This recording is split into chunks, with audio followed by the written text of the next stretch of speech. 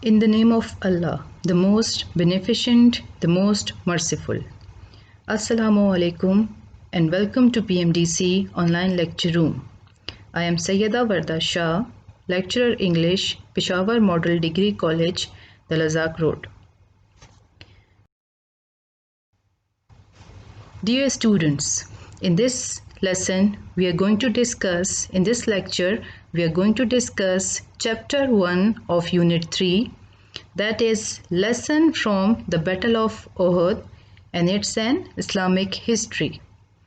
The title of unit 3 is Duty and Responsibility. So what is duty and what is responsibility? Duty is a moral commitment to something or someone, whereas responsibility is a condition of being responsible. Duty as referred to moral commitment, it denotes an active feeling for doing something. I hope it's clear. Let's start the chapter. Dear students, as the chapter opens with the line, "The Battle of Uhud was an extension of Battle of Badr." That's why we have to know about the Battle of Badr as well. So here is a short background to the Battle of Badr. The Battle of Badr was fought on 13th March 624 CE. CE stands for Christian Era or Common Era. 17th Ramzan according to the Islamic calendar in Hijaz region of Western Arabia. The battle has passed down in Islamic history as a decisive victory attributable to divine intervention or by secular sources to the strategic genius of Muhammad sallallahu alaihi wasallam. It is one of few battles specifically mentioned in Quran. The Battle of Uhud was the extension of this battle. The Battle of Uhud was fought on 23rd of March 625 CE, 3rd Shawwal according to Islamic calendar at Mount Uhud. The Battle of Uhud was the second military encounter between Ahle Quraysh and the followers of Holy Prophet sallallahu alaihi wasallam. So this was a short background. I hope it's clear. Let's move forward. Now, the Battle of Uhud was the second battle between the followers of Holy Prophet sallallahu alaihi wasallam and Ahle Quraysh, who wanted to take revenge of their humiliating defeat in the Battle of Badr. For this purpose, they assembled a large army of 3,000 persons fully equipped with war weapons led by Abu Sufyan. So, their leader was Abu Sufyan. When the Holy Prophet sallallahu alaihi wasallam came to know about the intentions of Abu Sufyan, what were the intentions? That he wanted to take revenge. He held a council of war. His own strategy was to let the enemy surround Medina. In this way, their force will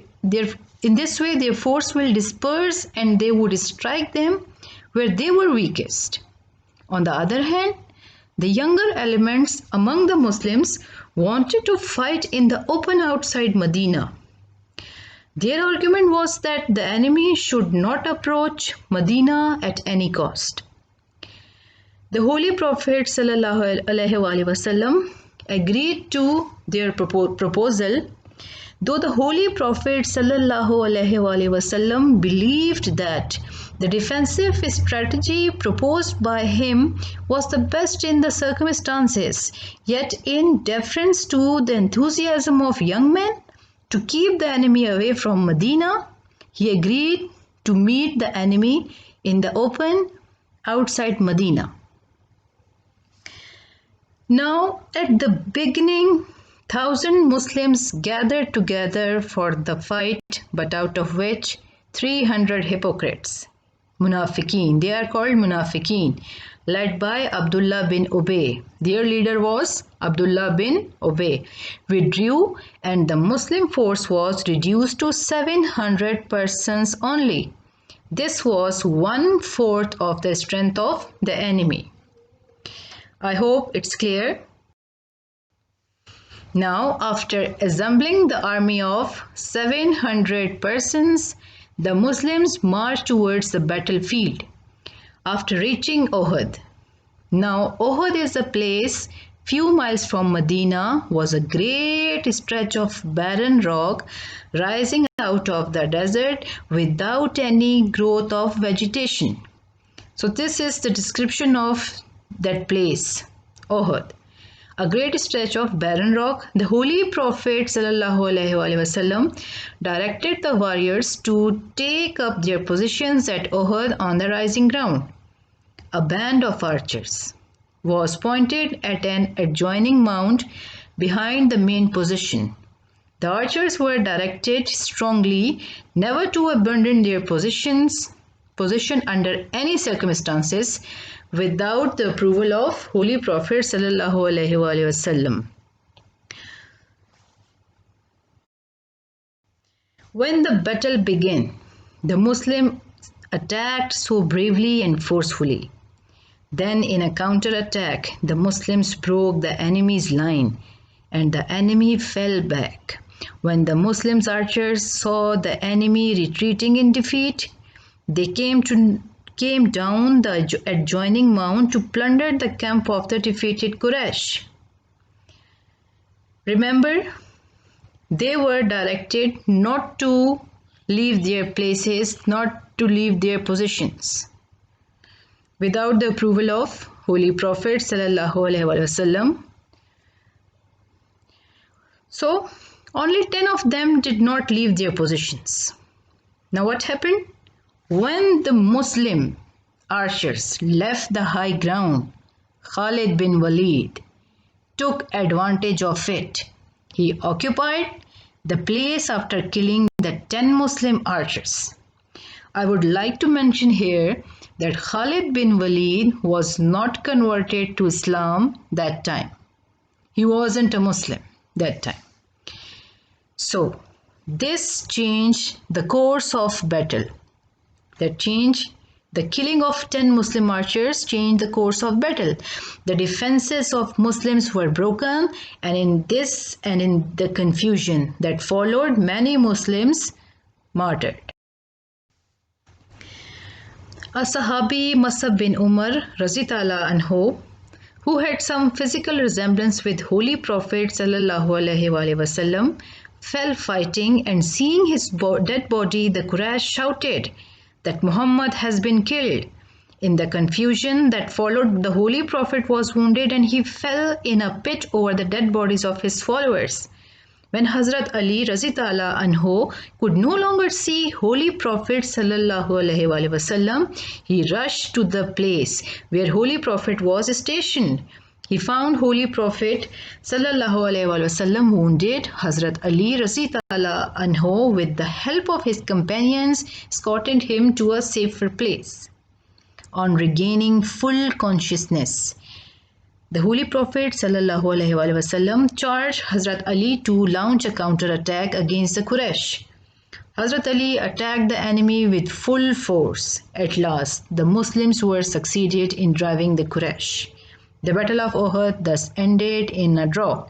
Abu Sufyan declared that the Quraysh would give the Muslims a crushing defeat by attacking them very soon.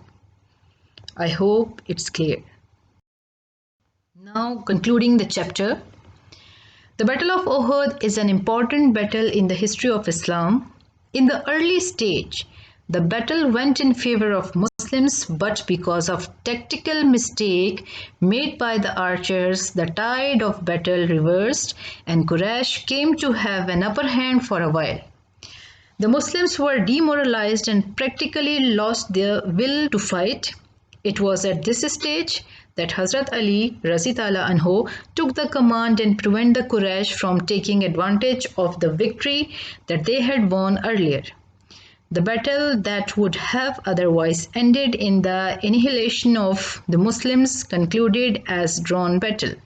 The Quraysh could not gain no booty, they could not make any Muslim a captive. The Muslim almost lost the battle due to the majority of the archers leaving their position contrary to the instructions of the Holy Prophet ﷺ. They paid dearly for their mistake with their lives. However, the followers of Islam learned an invaluable lesson from this experience and they never disobeyed the instructions of Holy Prophet ﷺ in future. Here the chapter ends. I hope it's clear. Just to test your knowledge, here are 3 questions for you all.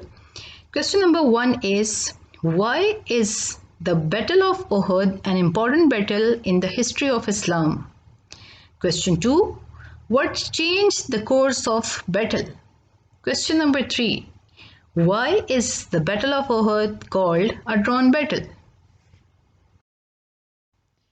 Thank you so much. Have a nice day.